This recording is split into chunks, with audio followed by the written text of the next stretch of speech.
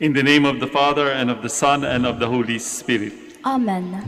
Grace to you and peace from God our Father and the Lord Jesus Christ. And with your spirit.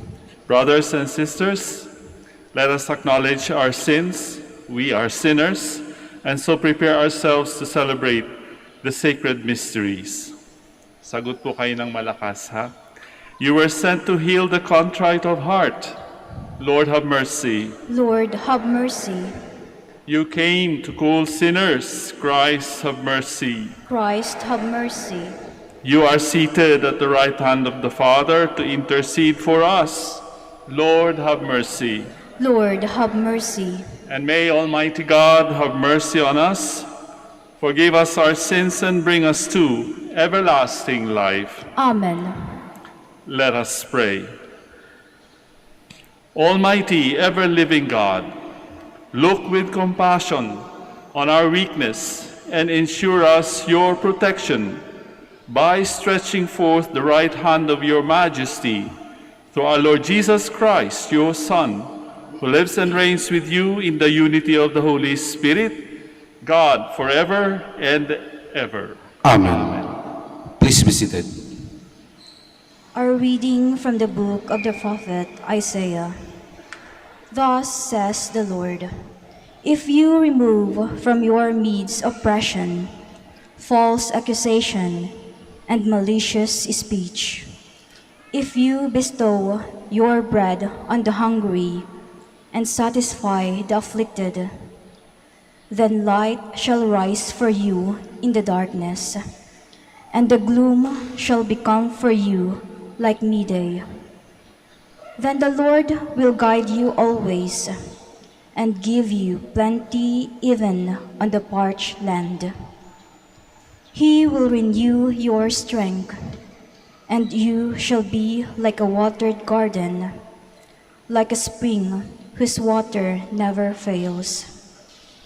The ancient ruins shall be rebuilt for your sake, and the foundations from ages past you shall raise up. Repairer of the breach, they shall call you, restorer of ruined homesteads. If you hold back your foot on the Sabbath from following your own pursuits on my holy day, if you call the Sabbath a delight and the Lord's holy day honorable, if you honor it by not following your ways, seeking your own interests, or speaking with malice, then you shall delight in the Lord, and I will make you ride on the heights of the earth. I will nourish you with the heritage of Jacob your father. For the mouth of the Lord has spoken. The word of the Lord. Thanks be to God. Teach me your way, O Lord, that I may walk in your truth. Teach me your way, O Lord, that I may walk in your truth. Incline your ear, O Lord, answer me, for I am afflicted and poor. Keep my life, for I am devoted to you. Save your servant who trusts in you. You are my God. Teach me your way, O Lord, that I may walk in your truth. Have mercy on me, O Lord, for to you I call all the day. Gladden the soul of your servant, for to you, O Lord, I lift up my soul. Teach me your way, O Lord, that I may walk in your truth. For you, O Lord, are good and forgiving, abounding in kindness to all who call upon you. Hearken, O Lord, to my prayer, and attend to the sound of my pleading. Teach me your way, O Lord, that I may walk in your truth. Please stand. I take no pleasure in the death of the wicked man, says the Lord, but rather in his conversion, that he may live.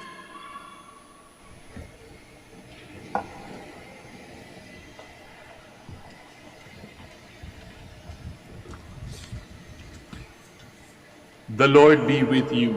and with your spirit. A reading from the Holy Gospel according to Luke. Glory to you, O Lord. Jesus saw a tax collector named Levi sitting at the customs post. He said to him, "Follow me." And leaving everything behind, he got up and followed him. Then Levi gave a great banquet for him in his house, and a large crowd of tax collectors and others were at table with them. The Pharisees and their scribes complained to his disciples, saying, "Why do you eat and drink with tax collectors and sinners?" Jesus said to them in reply, "Those who are healthy do not need a physician, but the sick do. I have not come to call the righteous to repentance, but sinners." Dear friends, sisters, and brothers, the Gospel of the Lord. Praise to you, Lord Jesus Christ. Please be seated. Good morning and welcome po dito sa Minor Basilica of Our Lady of the Rosary of Manaoag. Doon din po sa mga sumusubaybay sa atin via live stream sa internet in all parts of the world. Welcome. Alam ninyo, tayo ay, at least most of the adults here present, ay merong mga tinatawag nating bokasyon or vocation. Hindi lamang ito tungkol sa mga nagmamadre o nagpapare. Hindi po. Being a teacher, a doctor, an engineer, a scientist, an architect, or any profession for that matter is a vocation. And for the greater number of the population, even here in this Mass, ang mga tatay at nanay, ang mga mag-asawa, yan po ang pinakasikat na bokasyon dito sa ating mundo. To be a father, to be a parent, to be a mother, to raise a family is the vocation. Di ba? Kadalasan po kasi, kakaunti naman ng mga pari madre or yung mga single blessed, yung mga laon na tinatawag natin. The word vocation has its origin in the Latin word vocare, voca, ating bibig, which means to call, tawag. We are somehow called to something, and I'd like to think that all of us here have had an inkling of what we want to become. O election na po. Tanungin niyo yung mga batang lumalaki, yung mga anak na mga grade schooler. Ano bang gusto mong maging? Di ba? Tinatanong natin sila, ano bang gusto mong maging? Palagay ko marami magsasabi, gusto ko maging presidente. Sa dami ng mga kumakandidato bilang presidente, 10, 10. Ang dami, di ba? Gusto nila maging presidente. Of course, the children do not know what they are talking about. Ang hirap-hirap kaya maging presidente, di ba? Ang dami nating problema dito sa ating bansa. And yet, ang daming kandidato, and they want to become the president of the Philippines. Yung iba gusto maging doktor, depende, di ba? It depends on the environment that they grew up in. It depends how even our own profession, or what we are now, was influenced by people around us. Alam niyo, nung minsan pumunta ako sa isang dentista, andyan yung mga larawan, ang mga anak pala niya yun, at dentista rin. Medyo practical ang mga Pilipino siguro, sabi nung tatay at nanay nila na dentista rin, anak, magdentista ka na paglaki mo. Kasi sino ba magmamana nitong mga equipment na ito kundi ikaw rin. There was a time when, for example, there was a great demand of nurses abroad, di ba? Ang dami mga nag-nurses. Tapos biglang nawala nung nagkaroon ng masyadong oversupply ng nurses. Kumisan kasi we want to aspire or to ambition for a profession that will have the greatest return on investment, ika nga. Kung pwede kang mag-doktor, bakit ka magna-nurse? Bakit ka magiging medtech? O bakit ka magiging x-ray technician? There's nothing wrong with that. Pero ang pagmimedisina ay gugugol ng maraming pera. Sometimes, you have to settle for the second best. Meron nga tayong kasabihan sa Tagalog na kung ano ang pinakain mo sa iyong mga anak, malamang iyon din ang kahihirap-nan nila sa kanilang paglaki. Because that is the milieu or the atmosphere they grew up in. Kahit nga bata pa lang marinig mo na ang mga ambitions or dreams nila. Kung kayo galing sa Binalonan, merong isang bahay dyan nakakatuwa sapagkat doon sa fasad ng kanilang bahay, merong mga plaques na nagpapatunay na nakatapos ang mga anak nila ng iba't ibang propesyon. Hindi na ho ginagawa ngayon yon, lalong-lalo na sa mga panahon ng mga millennials. Pero it is the pride of the family to show that the children have achieved much in their lives. Attorney at law, doktor, arkitekto, engineer, ang dami. So makikita natin doon yung ambisyon o yung naging bukasyon o pagtugon sa bukasyon ng pamilyang iyon. Kaya nga ang pagsagot natin sa ating mga vocations is a lifelong process. Lifelong, medyo matagal ho yun. Pinag-iisipang mabuti.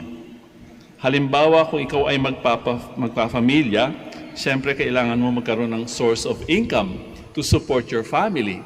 Therefore, you need a profession. Kailangan mo ng trabaho. At kapag ka ikaw ay nakapag-ipon na, pipili ka ng partner mo in life. Madali ho ba yun? Di ba mahirap din magpili ng iyong magiging partner for life? Di ka makakasiguro kung siya ba talaga. Di ba? Ganun yung panliligaw kung minsan. O yung human relationships. It takes time. Hindi tayo padalos-dalos mag-decide. Hindi lamang sa ating propesyon, kundi sa ating partner because that is life. Di ba? Kapag ka nagkamali ka ng pili, hiwalayan. O di kaya, okay lang sana kung friends pa rin kayo afterwards. But it's very difficult. You have to know that person you are going to spend your entire life with. Di ba? Pagka nagpapamilya tayo, hindi naman touch and go. Mahirap ding mag-raise ng family. Kung minsan yung mga anak ninyo ay hindi alam kung anong gagawin sa buhay, anong gagawin natin. O di ba? Magtitiyaga ka, i-guide mo talaga yung magiging mga anak mo. Answering our call or vocation does not usually happen in one instant. Kasi sa gospel na ating binasa, parang instant yung naging response ni Levi, di ba? Yung tax collector. Jesus said, "Follow me." And he left everything and followed Jesus. He left everything and followed Jesus. Makikita natin na malamang ang profesyon ni Levi ay isang accountant sapagkat siya ay tax collector. Yet he left everything behind and followed Jesus. Ngayon, ibig sabihin ba noon ay si Levi ay siya lang ang tinawag ni Jesus nung sinabi ni Jesus, "Follow me"? Yung tax collector lang ba? Kahit yung mga Pharisees, followers din ni Jesus, di ba? Kung saan nandun si Jesus, palagi may Pharisees and scribes. Do they want to become followers also of Jesus? Do they want to become disciples? Followers in a different sense. Gusto lang nilang bantayan si Jesus para magkamali. Di ba? Sino ba itong si Jesus na ito? Enigma kasi, napaka-misteryoso ni Jesus, di ba? Katunggali niya palagi yung mga Pharisees, the authorities of their church in that time. Very sensitive sila sa criticisms. Alam naman natin na ang Panginoon ay hindi friendly, di ba? Hindi naman sila friends, hindi sila close ng Pharisees. But it does not mean that for Jesus, the Pharisees can be ignored. No. Pero sunod ng sunod ang mga Fariseo at saka ang mga scribes kay Jesus. And they were even very judgmental sa mga ginagawa ni Jesus. Anong tanong ng mga Pharisees and scribes sa disciples ni Jesus? Bakit siya nakikihalo sa mga tax collectors at sa mga makasalanan? Di ba kapag tinanong yon, halimbawa tayo, bakit ikaw? Bakit ka nakikihalo dyan? Alam mo namang kurap yan. Bakit ikaw? Friends ka kay ganito, kay ganyan. Di mo alam? Drug lord yan eh. Mga ganong klase, di ba? Di mo ba alam? Magnanakaw yan. Pagka sinabi natin, narinig natin yun, di na-judge din tayo, hinuhusgahan din tayo. Tell me who your friends are, and I will tell you who you are. Di ba? When Jesus said, the healthy do not need a doctor, I came to call sinners, not the righteous. Ito ba ay patungkol lamang sa grupo ng mga tax collectors at mga makasalanan? Hindi kaya mas hugot ng Panginoon, pinapatungkulan niya ang mga Fariseyo? Nakita naman natin ang naging response ni Levi, di ba? Agad-agad. So alam palagay ko ni Levi na medyo alanganin siya sa mata ng Diyos sapagkat siya ay tax collector. At that time, if you are a tax collector, you also earn. You charge the people more than what should be charged. So, ganun ka kapag ka ikaw ay tax collector. Hindi ba ganun din naman sa atin sa Pilipinas kapag ka sinabing taga-BIR, alam na natin, hindi ko na dapat sabihin, di ba? Sabi mo nga, may mga padulas dyan, may mga lagayan dyan. We have to admit that is a reality which even the President of the Philippines cannot solve. Tayong lahat ang so-solve niyan. But the Pharisees were left clueless kung ano ba talaga ang tunay na kalagayan ng kanilang kalooban sa harap ng Diyos. Akala nila they do not need the call of Jesus to change and be transformed. Kapag sinabi nating change and transformation, yung magbalik loob sa Diyos, di ba? Ang mga Pharisees ba merong need? Sa kanilang sarili, sa tingin nila, they don't need it. Why? Because they followed the law to the letter. Sinusunod ko to, check. O, sinusunod ko itong batas na ito, check. O, tama na yon. That is the minimum for them. As long as they follow the commandments, that is enough. So they have no need for God anymore. Self-sufficient na sila sapagkat alam nila 100% ang batas. So who is in greater danger of oblivion? Kaya yan din palagay ko ang itinatanong sa atin sa araw na ito. Tayong naririto ngayon sa Manaoag, obviously po ba na meron parang nagtulak sa atin upang magpunta tayo dito sa Birheng Mantatawag. Kaya nga yung word na Manaoag very important. Kung babalikan natin ang kasaysayan ng Our Lady of Manaoag, merong isang farmer nakarinig, may narinig siyang tawag. Kaya nga Mantatawag ang tawag sa Birhen ng Manaoag. Hindi nga kilala kung sino yung farmer na yun, but that is a legend, no? That has been accepted by custom. But there was a time when that farmer heard the voice of a lady. Magtayo ka ng simbahan dito, etc., etc. The details are vague now, but there was a time that that story was really real. Bakit tayo naandito? It could be an urgent or desperate need. It could be a vow or promise fulfilled or waiting to be fulfilled. Maraming dahilan kung bakit tayo ay parang minamagnet, di ba? Minamagnet tayo, lalong-lalo na kapag first Saturday. Bakit tayo pumupunta dito? Ang daming pilgrims kung saan-saan pa nanggagaling. Tayo lang ang makakaalam kung bakit tayo naririto. But we are answering or responding to that call. And once we are here, we are also waiting for an answer to our calls to the Virgin and to the child that she is holding. Ano ba ang magiging sagot sa aking mga dasal? Di po ba? We are also waiting for that call. We are also waiting for that answer. And let us not forget that once in her life, Our Lady also heard a call and an invitation from an angel to be the Mother of God. And she answered that call with the yes of all yeses. Di po ba? Alam natin yan sa ating religion, sa ating catechism. But over and above all, the unique and individual petitions that we are carrying today, now, at this moment, the gospel is also asking us to choose. Kailangan ba natin ang Diyos? Or okay na tayo sa pagiging self-sufficient? May mga tao rin ho kasi na sinasabi, Father, wala naman akong malaking kasalanan. Actually, wala nga akong kasalanan. May maririnig kayong ganyan. And that is the beginning of the end. For example, kayo, ikaw, Father, dito ka na nga nakatira sa Manaoag di ba? Parang sure ka na, 100% ka na, ligtas ka na. Oh, hindi po. I think the safest answer is to consider ourselves sinners, di ba? Because that is what the Lord said. Yung mga magagaling, hindi kailangan ng doktor. And I came to call sinners. Hindi yung mga non-sinners or saints.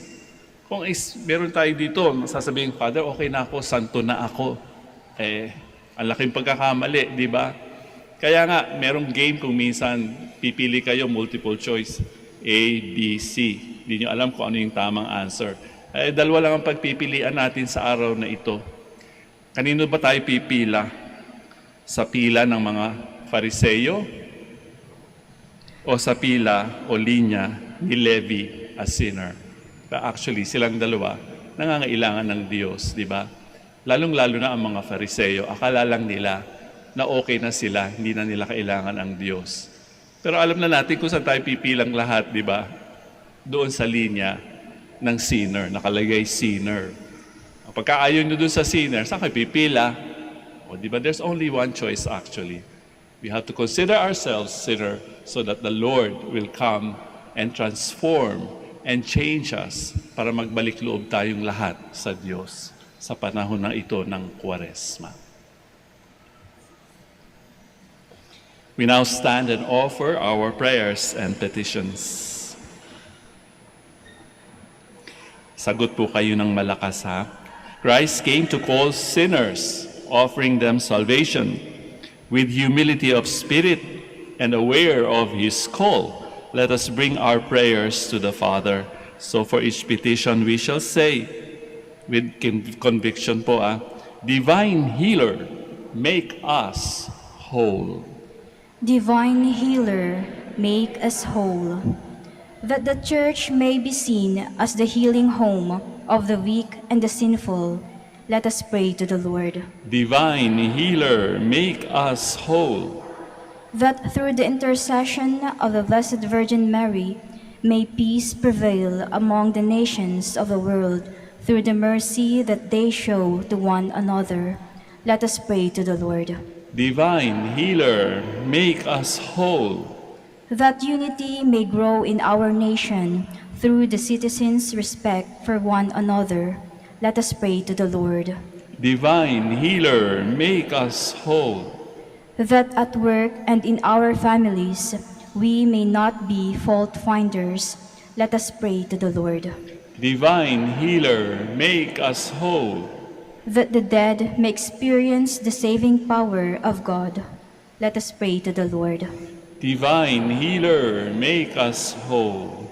Let us now pause for a few moments of meaningful silence to pray not only for our own personal and particular intentions, whatever they may be. Ang dami po natin ngayon dito sa araw na ito, sa oras na ito. Sabi ng Panginoon, where two or three, ang dami natin, no? Where two or three are gathered in my name, there I am with them. So let us pray also for the petitions of the people around us.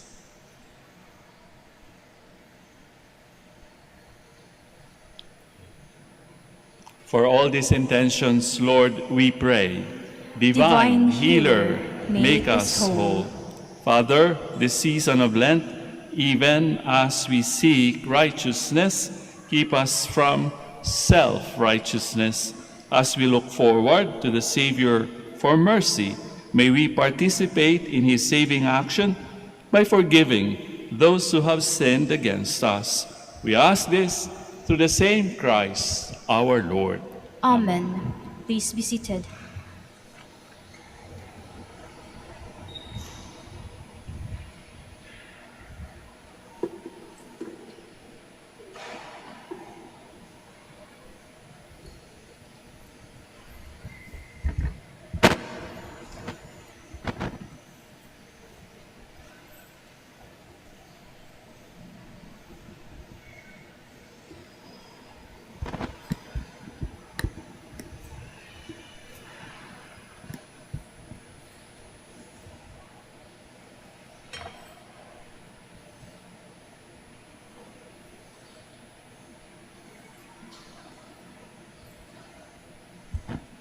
Blessed are you, Lord, God of all creation, for through your goodness we have received the bread we offer you, fruit of the earth and work of human hands. It will become for us the bread of life. Blessed be God forever.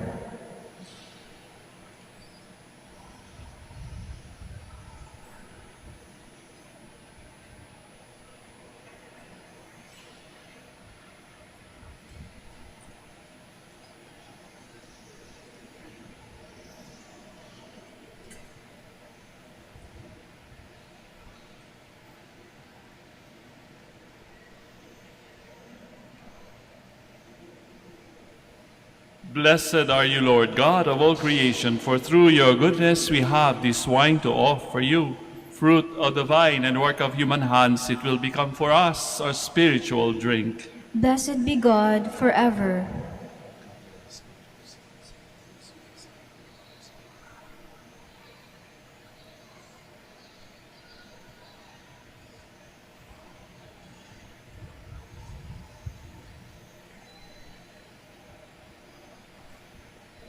Please stand. Let us pray, dear brothers and sisters, that my sacrifice and yours may be acceptable to God, our Almighty Father. May the Lord accept the sacrifice at your hands for the praise and glory of his name, for our good and the good of all his holy church. Accept, we pray, O Lord, the sacrifice of conciliation and praise, and grant that cleansed by its working, we may offer minds well-pleasing to you, through Christ our Lord. Amen. Sagot po kayo ulit ng malakas, ha? The Lord be with you. And with your spirit, Lift up your hearts. lift them up to the Lord. Let us give thanks to the Lord our God. It is right and just. It is truly right and just, our duty and our salvation, always and everywhere, to give you thanks, Lord, Holy Father, Almighty and eternal God, for you have given your children a sacred time for the renewing and purifying of their hearts, that freed from disordered affections, they may so deal with the things of this passing world, as to hold rather to the things that eternally endure. And so, with all the angels and saints, we praise you as without end we acclaim.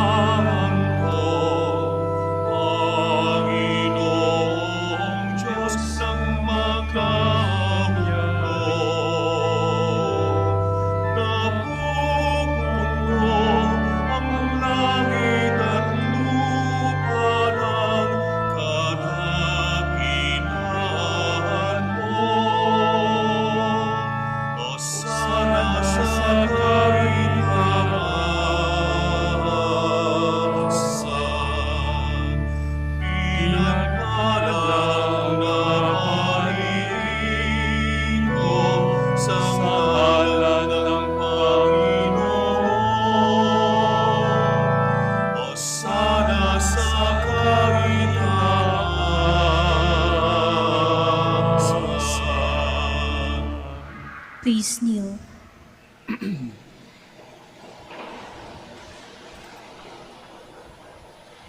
You are indeed holy, O Lord, the fount of all holiness. Make holy, therefore, these gifts, we pray, by sending down your Spirit upon them like the dewfall, so that they may become for us the body and blood of our Lord Jesus Christ.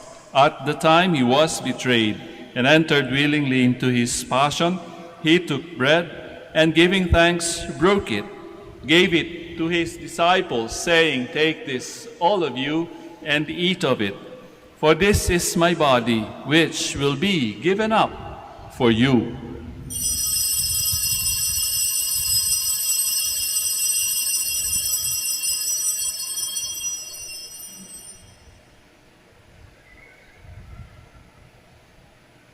In a similar way, when supper was ended, he took the chalice, and once more giving thanks, he gave it to his disciples, saying, "Take this, all of you, and drink from it. For this is the chalice of my blood, the blood of the new and eternal covenant, which will be poured out for you and for many for the forgiveness of sins. Do this in memory of me.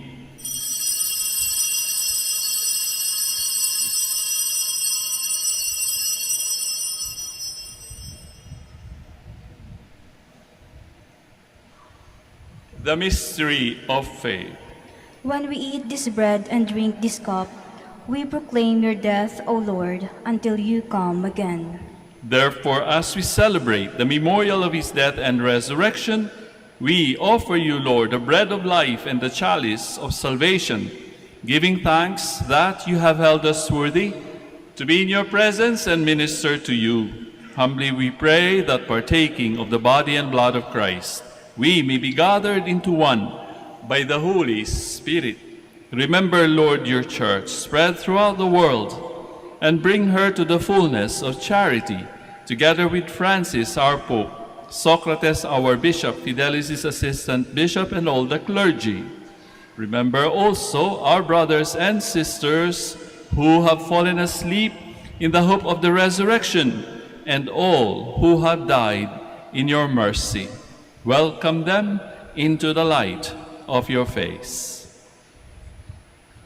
Have mercy on us all, we pray, that with the Blessed Virgin Mary, Mother of God, Saint Joseph, her spouse, the blessed apostles, Saint Dominic, and all the saints who have pleased you throughout the ages, we may merit to be co-heirs to eternal life, and may praise and glorify you through your Son, Jesus Christ. Through him, and with him, and in him, O God, Almighty Father, in the unity of the Holy Spirit, all glory and honor is yours forever and ever. Amen. Please stand. At the Savior's command and formed by divine teaching, we now dare to pray.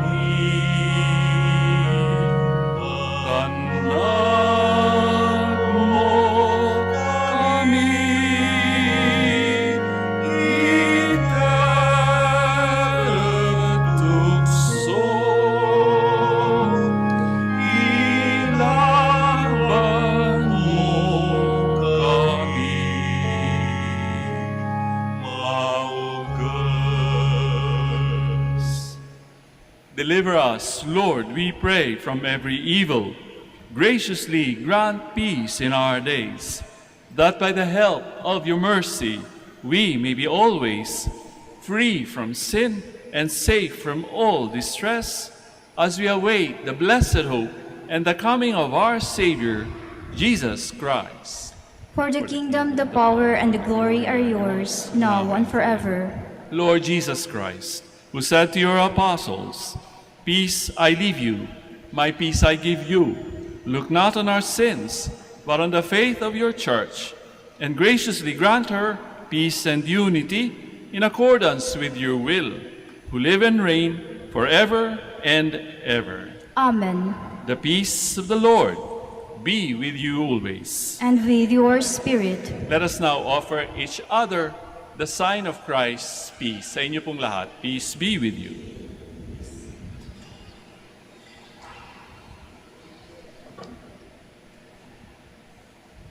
Lamb of God, you take away the sins of the world. Have mercy on us. Lamb of God, you take away the sins of the world. Have mercy on us. Lamb of God, you take away the sins of the world. Grant us peace. Please kneel.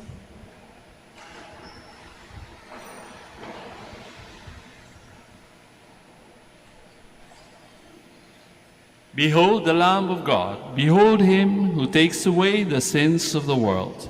Blessed are those invited to receive him. Lord, I am not worthy that you should enter under my roof, but only say the word, and my soul shall be healed.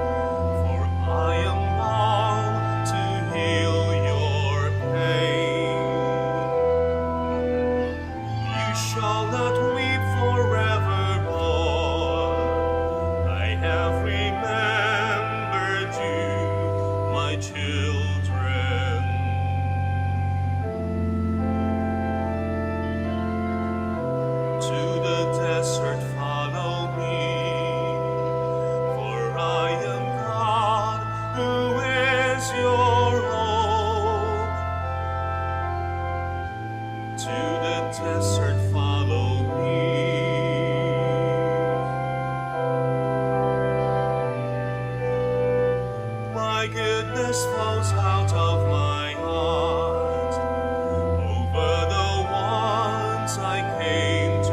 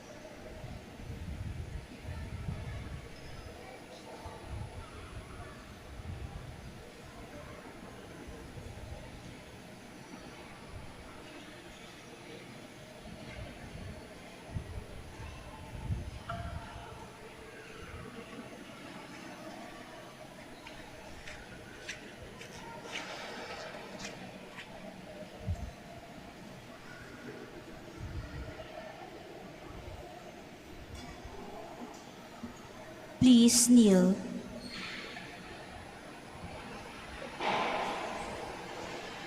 Let us now pray that the forthcoming elections may truly reflect the will of the Lord who guides the destinies of nations. So let us pray together. Deliver us, Lord. Deliver us, Lord, from coercion, violence, and terrorism, Deliver us, Lord. from dishonesty, lies, and all distortion of truth, Deliver us, Lord. from bribery, graft, and all conspiracy for fraud, Deliver us, Lord. from threats, intimidation, and perverse language. Deliver us, Lord. Let us pray together. Hear us, Lord. Hear us, Lord, that conscience may always be our ultimate norm, Hear us, Lord. that the common good may always be our highest goal, Hear us, Lord. that human dignity may be respected all the time, Hear us, Lord. that the poor and the weak may always have the priority, Hear us, Lord. that genuine fear of God and love of neighbors may guide those who seek public office. Hear us, Lord. Let us pray. Shepherd of souls and Savior of the nations, politics is your gift to us, a call to serve others.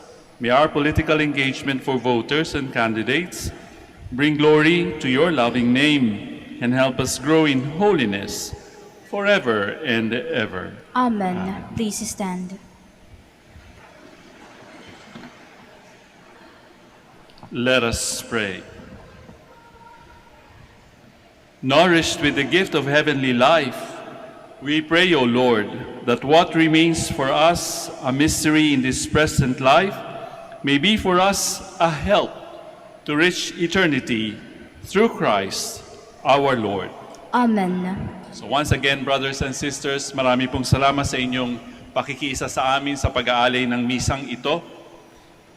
Let us continue to pray for one another, for our work here in Manaoag. Rest assured that we are also praying for you sa aming novitiate, sa aming formation house, at sa pang-araw-araw na dasal namin, kayo ay kasama. The Lord be with you. And with your spirit. At katulad ng aking pagbati sa inyo ng The Lord be with you, pwede bang pabaunan nyo rin ang mga tao sa inyong paligid, sa harap, sa likod, sa kaliwa at sa kanan ng The Lord be with you bago tayo magkahiwa-hiwalay?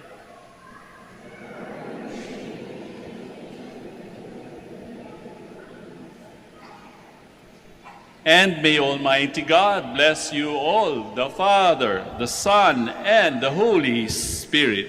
Amen. We have offered the Eucharist. We go in peace, glorifying the Lord with our lives. Thanks be to God. We shall now have the prayer for the blessing of the sick and the blessing of religious articles. By the way po, sa pagpalakpak po, pinagsabihan po kami ni Bishop Sok, bawal daw po pumalakpak. Alam naman po namin hindi para sa paring nagmimisa yung palakpak, para sa mahal na birin at para sa Diyos. Pwede ba lakasan pa natin para sa kanila, hindi sa akin?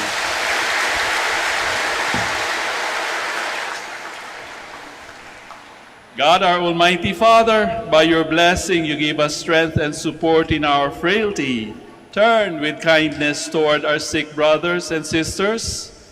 Free them from all illness and restore them to good health through the intercession of Our Lady of the Rosary of Manaoag, so that in the sure knowledge of your goodness, they will gratefully bless your holy name. We ask this through Christ our Lord.